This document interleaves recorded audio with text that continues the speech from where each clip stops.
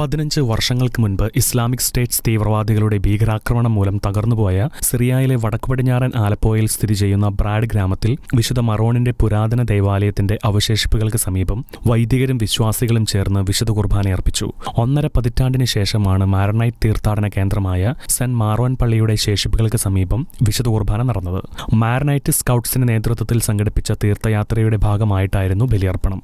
ചരിത്രമുറങ്ങുന്ന ദേവാലയത്തിൽ 15 വർഷത്തിന് ശേഷം നടന്ന വിശുദ്ധ കുർബാനയ്ക്ക് ഫാദർ ഖാൻഡി മഹാന കാർമ്മികത്വം വഹിച്ചു. പുരാതന ക്രൈസ്തവ കേന്ദ്രങ്ങൾ പുനരുജ്ജീവിപ്പിക്കുകയെന്ന ലക്ഷ്യത്തോടെയാണ് മാരണൈറ്റ് സ്കൗട്ട്സിന്റെ നേതൃത്വത്തിൽ തീർത്ഥയാത്ര സംഘടിപ്പിച്ചത്. തീർത്ഥയാത്രയിൽ നിരവധി വിശ്വാസികൾ പങ്കെടുത്തു. IS ഭീകരരുടെ അധിനിവേശത്തിലും തുടർന്നുണ്ടായ യുദ്ധത്തിലും ഭാഗികമായ കേടുപാടുകൾ സംഭവിച്ച സന്യാസി തൗഫിക് അജ്ബിന്റെ വസതിയായിരുന്ന ഗുഹ ചാപ്പലും സമീപത്തുള്ള സെന്റ് സിമിയോൺ ദി സ്റ്റൈലൈറ്റ് ദേവാലയത്തിന്റെ അവശിഷ്ടങ്ങളും തീർത്ഥാടക സംഘം സന്ദർശിച്ചു. ചെറുപ്പക്കാരും പ്രായമായവരുമടങ്ങുന്ന 80-ലധികം പേർ തീർത്ഥാടനത്തിൽ പങ്കെടുത്തു.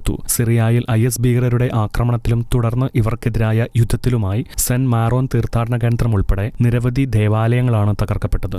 നൂറുകണക്കിന് ക്രൈസ്തവർ കൊല്ലപ്പെടുകയും നിരവധി പേർക്ക് ഭവനങ്ങൾ നഷ്ടപ്പെടുകയും ചെയ്തിരുന്നു. ഇസ്ലാമിക തീവ്രവാദികൾ വൻ നാശം വിതച്ച മേഖലയാണ് ആലപ്പോ. ഇന്റർനാഷണൽ ഡെസ്ക് ഷെക്കേന ന്യൂസ്.